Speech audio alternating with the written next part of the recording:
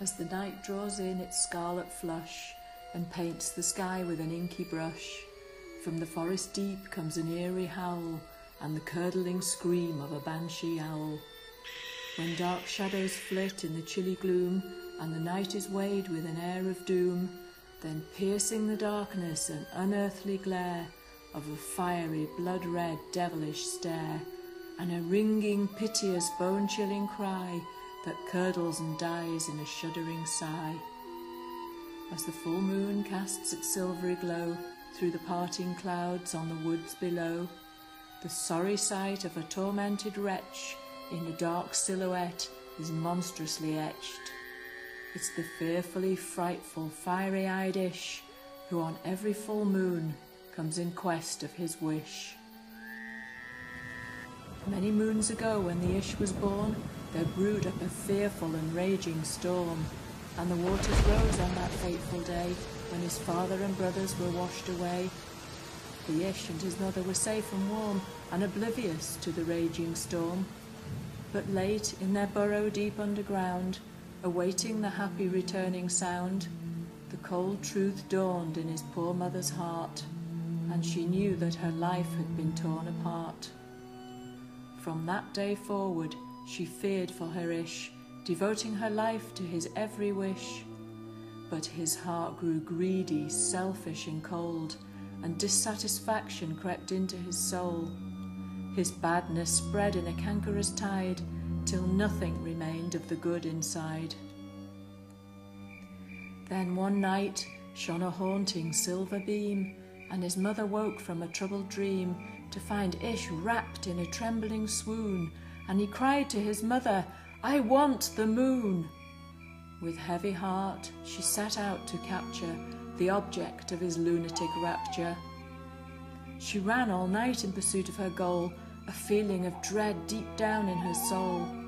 When a blushing dawn shyly heralded day, the silver moon slowly faded away, and with it all hope of granting his wish, and her poor heart broke as she cried out for Ish. She fell to the ground in wretched torment, and her life ebbed away with her dying lament.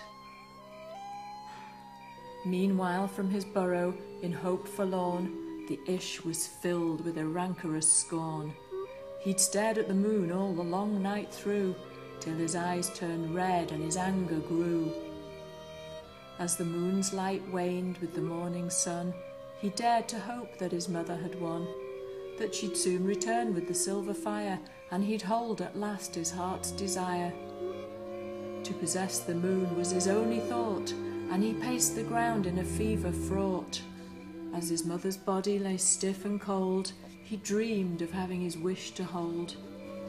But as daylight died with his yearning cries, a glittering madness crept into his eyes. Then mockingly into the loony night rose the silver moon with its burning light. The mad Ish cursed his mother's betrayal, then fell to his knees and began to wail, "I want the moon, mother, get me the moon!" But never again will she dance to his tune. She gave up her life to fulfill the wish of a greedy, selfish, cold-hearted Ish.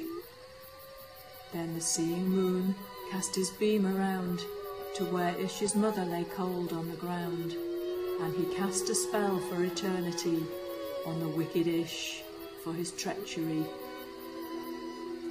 To the end of time he is doomed to howl on a full moon night in feverish prowl, and his blood-red eyes can never shed tears, though remorse racks his soul and stirs his fears.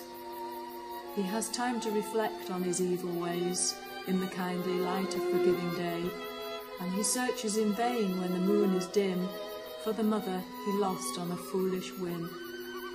Now she rests in peace in her grassy grave, while he roams evermore in a loony rave, till the dread night looms and the full moon's beam pierces the night with a fearful gleam, and the burning fire of a silver wish strikes fear in the heart on the night of the Ish.